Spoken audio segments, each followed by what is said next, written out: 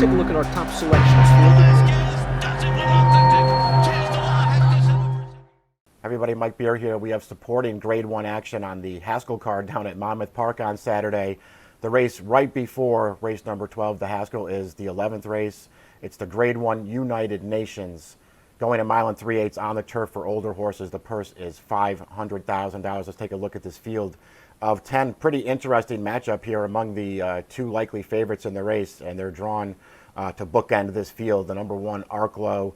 Feels like Arklow is back in form. He kind of lost his way a little bit after a very interesting start and a Grade 1 win at Belmont Park back at the end of 2019. He went off form for a little while after that. Took him a little bit to find his stride last year, but they put a pair of blinkers on him towards the end of 2020. Came back to win the Grade 3 Kentucky Turf Cup. He has now won 2 graded stakes races in a row, including his seasonal debut in the Louisville at Churchill Downs back in May. This horse is back in form. He is going to be very tough to beat in here. He's drawn on the inside, drawn all the way to the outside. Is a very dangerous horse for Chad Brown in here in Tribhuvan. Tribhuvan, he still hasn't won a race going a distance of ground yet, but this horse has been very good since he arrived stateside for Chad Brown. A little bit of trouble getting a campaign going last year. He ran way better than it looks in his stateside debut at Gulfstream Park, going shorter. Had some equipment trouble in the Fort Marcy last year and didn't really get to run his race. He came back with a pretty nice allowance win, though, over the summer on July 4th. After that allowance win, we didn't see this horse again. He got a layoff after that, so he's had a little bit of trouble getting a campaign going over here. He's come back with 2 races this year. He's been better than ever. He exits a huge try in the Grade 1 Manhattan last time, going a mile and a quarter. It gives you hope that this horse can stretch out another furlong. He's a very talented horse, and he has dangerous speed. The rest of this field, there aren't any real slouches in here either. This is a pretty decent field, but they are the 2 favorites, and they're going to be very tough for this field to handle. Let's take a look at the Timeform US Pace Projector before we move on, and they do have Tribhuvan out there on the early lead. It's hard to argue. There is other speed in this race, but it's hard to argue with that pace projector because Tribhuvan, the way that they've ridden him in his 2 starts this year, it seems that Chad Brown has decided that they're going to use this horse's speed to whatever positive effect they can. He wired the Fort Marcy very strongly off the layup with a triple-digit buyer, and he came back to cut a very solid pace in that Manhattan last time before settling for second best, but it was a good second to a horse who is probably the top turf horse in the country right now. So I expect him to be out there on the early lead just like the pace projector does. They have it a red bar situation, suggesting he's going to go fast. He probably will. The number 6 in this race also has some speed. That's Winter's Back for trainer Todd Pletcher. This horse is probably going to try to get forward in here as he stretches out in distance. His recent form is fine. I don't think he's necessarily this kind of a horse, a graded stakes kind of horse, especially as they stretch out in distance. But maybe he'll be able to do it. His most recent race came in the sort of local prep for this, the Grade 3 Monmouth at a mile and an eighth, and he ran fine in there, contested the pace for a pretty long way. They weren't going too hard in there. I mean, he was contesting it, but it wasn't necessarily a fast pace.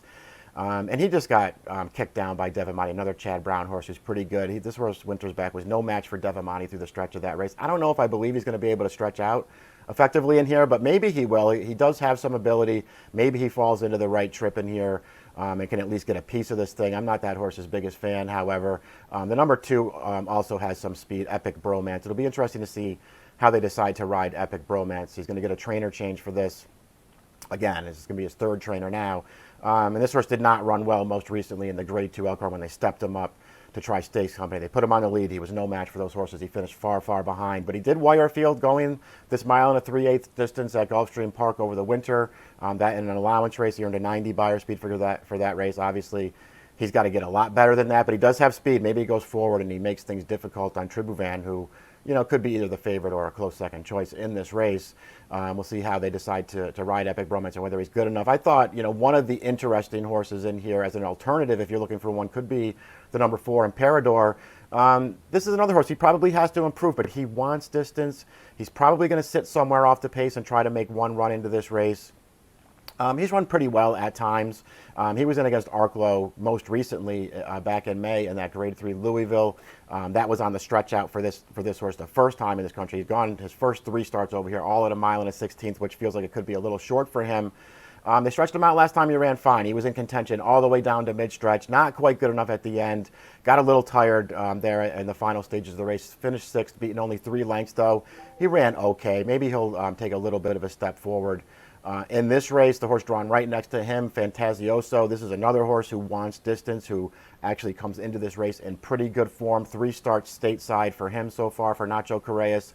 I think he actually ran pretty well, and maybe deceptively well in his first 2 starts. He ran in the Elkhorn and in the Louisville down in Kentucky in the spring, finishing obviously behind Arklow most recently. I don't want to say he had huge excuses in either one of those races, but it just felt like he didn't get the trip that he wanted, and maybe not the most comfortable trips, let's put it that way perhaps. I thought he ran fine in those races. They brought him to Belmont for his most recent start, stretched him out to 2 miles for the Belmont Gold Cup. He ran very, very well in there. He wound up second best at the end, too, a really good European runner. That was also over yielding ground. This horse is good. The distance is no problem for him. I mean, obviously, he's going to have to cut back 5 furlongs in this race, so we'll see how that affects him. And he does seem like maybe he's not the easiest horse to ride, but this horse has some talent. I won't be surprised if he's around at the end of the race, but he feels like another horse who's going to have to take a step forward. To go with the 2 favorites, Chad Brown also trains Masterpiece. Joel Rosario will ride this horse. I'm a little bit of a fan of his. He came over with some form from Chile last year, made 1 start at Belmont Park in the Grade 1 Turf Classic. He ran okay in that race. He got a good trip. He was behind, at that time, a streaking channel maker who wired the field. This horse kept himself in range, moved closer around the far turn in there to get right in behind at the top of the stretch. Just kind of went evenly to the finish and was no real factor at the end, but he ran okay. Triple-digit buyer for that. Off the layoff this year at Keeneland in an allowance race, prepping. Won pretty impressively over some overmatched rivals, a 103 buyer for that one. Chad stepped him back up in the Manhattan last time, and this horse just never really got involved. He got outrun early as Tribhuvan, his stablemate, just ran off on a very strong pace. Tried to follow his other stablemate, Domestic Spending, who won the race, and he just, couldn't kick with that horse, but that's no disgrace. Nobody can kick with that horse. Masterpiece was no factor in that race. This is probably a better spot for him. I could use him somewhere. I'm just starting to wonder if he's really, this kind of a horse. We'll see what happens. We talked about Tribhuvan already. He's a horse I feel like you have to use, and in some ways maybe you want to call him the horse to beat in here because he's going to come out of there running. He's going to go to the lead. And it's probably going to be, pretty tough to beat. To me, it was between him and Arklow. Let's take a look at Arklow before we take a look at Tribhuvan's last race. So Arklow, this is 2 starts back for Arklow. As we've already mentioned, he was back in form at this time. Blinkers had come on a couple starts prior. He just had a real handy trip in this Hollywood Turf Cup. Got himself covered up early, kept the pace and range, got up behind the leader around the turn, and took over in the stretch. I just like the way he stayed. You can just see how well he's staying to the end of the race. He's not letting a couple of nice horses get in. 3rd place finisher there, say the words, a nice horse. He just did not let those horses get into the race from behind him. A really strong performance. And he's come back off the layoff since then for his 7-year-old debut, and he just looked as good as ever, winning the Louisville. Stayed on the outside in the Louisville all the way. He never really got himself covered up, but he was well in hand, cruising up to the leaders on the outside around the final turn of that race. He actually went a little bit early in there. Just took that race over, powered clear. He was much the best in there. I really liked the way he came back off the layoff, and I just think he's going to be tough right back in this race. He's a very handy horse.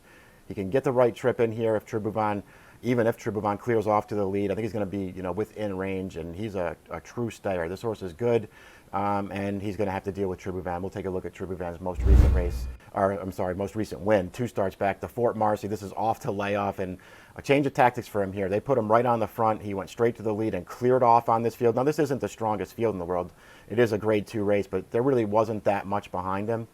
But he just stayed very gamely in here. It was a really nice performance, and it felt like a real step in the right direction for him. And that was an impression he confirmed last time in the Grade 1 Manhattan, where he went a very solid pace up there. He was moving right along on the lead, not really letting anyone else get to him to try to pressure him.